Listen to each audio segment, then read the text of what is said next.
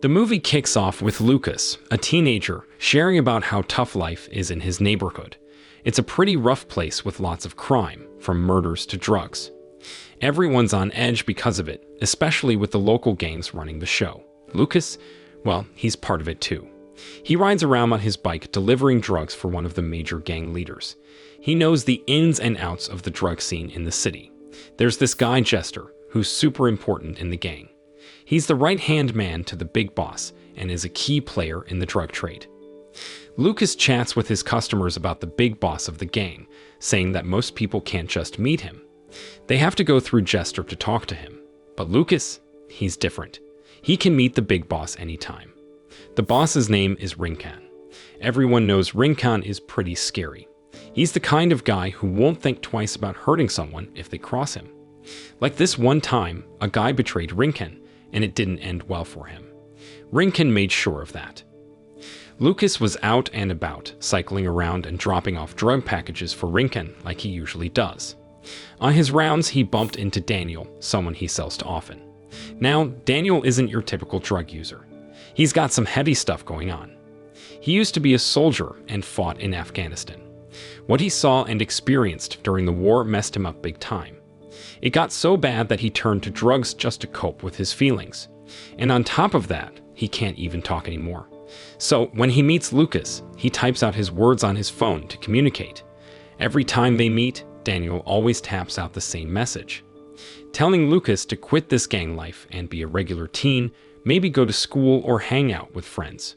But Lucas, he never really listens. Next, we see Rinkan glancing out of his window and spotting a car nearby. He's convinced it's some FBI agents trying to spy on him. He quickly tells his sister to hurry up because she's about to get married. After leaving Daniel's place, Lucas heads over to Carlos, an older guy who owes him money for some drugs. Carlos is kind of struggling right now since he's not selling a lot of fruit these days. He asks Lucas if he could pay him back a little later. Lucas, feeling sorry for him, says okay but reminds Carlos to pay up next week so that Rinkan won't get mad. Over at Rinkan's house, a priest dropped by to chat about his sister's upcoming wedding blessing. The priest suggested doing it in a church to make it feel more special. But Rinkan was like, no way, too risky.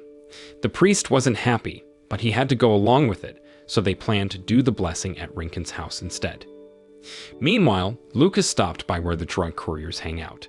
He was super shocked to see his younger brother there. His little bro was all excited, saying he's joined Rinkan's crew and is going to be delivering drugs like Lucas. Lucas's younger bro was thrilled about joining the gang, thinking it'd be cool to be like Lucas.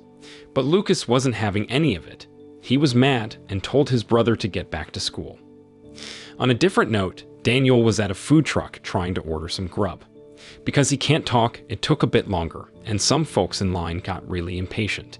A few gangster types started picking on him. But even though Daniel is a tough former soldier, he kept his cool and didn't fight back.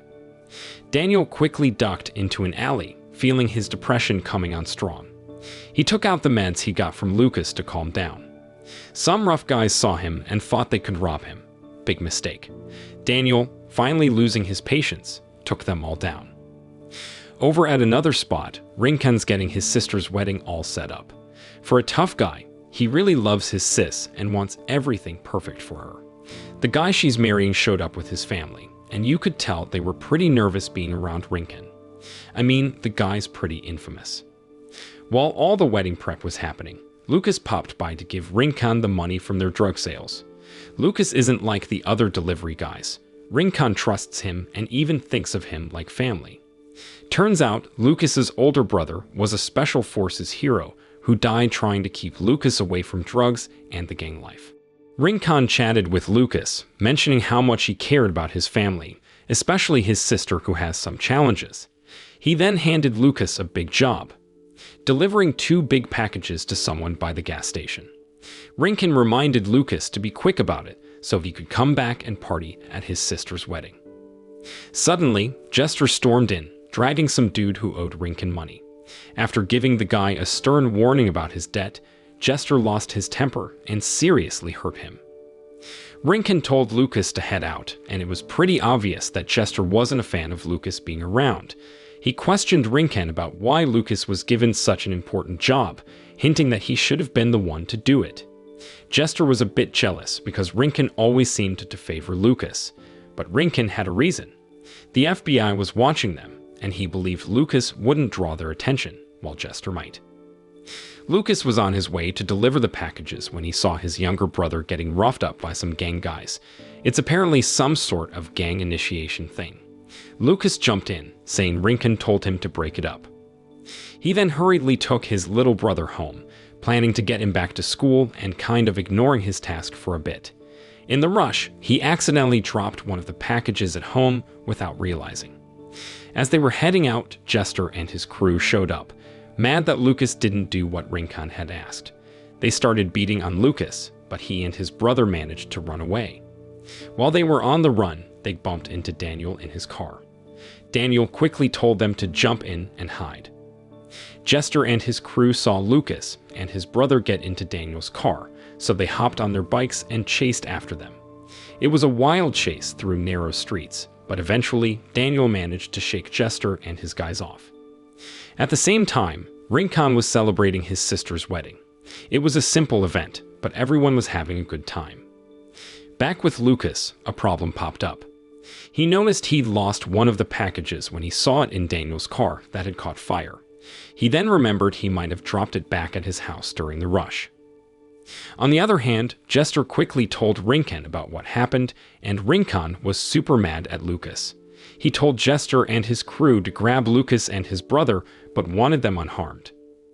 Daniel thought Lucas should get out of the city for a while, but Lucas wasn't into that idea. He told Daniel to stay out of it. Determined, Lucas dashed home to get the package and finish the job Rincon had given him. After Jester left, another big-shot gangster named Spider came to see Rincon. Spider was the guy waiting for the package Lucas had. He wanted to know where it was, especially since it was full of money. Lucas made it home and quickly found the package hiding under his bed. Grabbing it and his brother, he was on his way when one of his so-called friends betrayed him, giving him up to Jester and his crew. They took Lucas, planning to bring him to Rincon. Elsewhere, Daniel came home to a horrifying scene. Jester's gang had roughed up his father-in-law. Furious and wanting to protect his loved ones, Daniel decided to step in, planning to rescue Lucas and his little brother. He got to Rincon's place and tangled with a couple of Rincon's guys. It wasn't looking good for Daniel at one point, but memories from his tough time in Afghanistan fueled him, helping him overpower one of the guys and capture the other. Aware that the FBI had eyes on Rincon's house, Daniel baited them to storm the place, using his captured guy to get their attention. And it worked. The FBI and Rincon's heavily armed gang clashed in a massive shootout. Bullets flew, and people on both sides were taken down. Tragically, in the midst of all this chaos, Rincon's sister, who was supposed to be celebrating her wedding day, lost her life. Daniel got shot in the leg while trying to help Lucas and his kid brother. Lucas tried to make a run for it, pulling his brother along, but it wasn't long before Jester, gun in hand, cornered them. Just as things were looking super bad, Rincon showed up. He stopped Jester from doing anything rash and admitted he felt betrayed by Lucas. He'd always seen Lucas as family, but when push came to shove, Rincon couldn't go through with hurting Lucas and told him and his brother to just go. This didn't sit well with Jester, who got mad, thinking Rincon was being weak. He felt overlooked and was envious of how Rincon treated Lucas, especially because Jester was actually related to Rincon. Seeing his chance to be the top dog, Jester shockingly shot Rincon.